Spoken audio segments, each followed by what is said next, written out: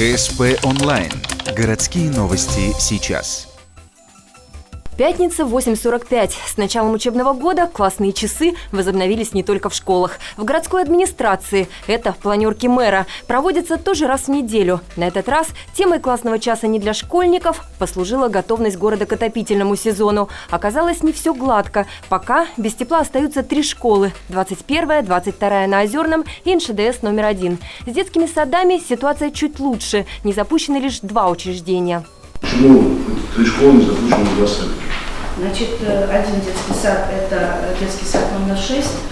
Там своевременно была проведена промывка, опрессовка. Действительно, как говорит Федор Дмитриевич, обслуживает там. Когда они 31 числа стали подключать, то не было, отсутствовало давление. Было принято решение поменять задвижку. Такой задвижки не было. Вчера вечером они должны были ее установить. Из 35 объектов здравоохранения к теплу подключены 13. Без отопления остается Ухтинская психиатрическая больница в аэропорту и социальный приют на Строителей 27.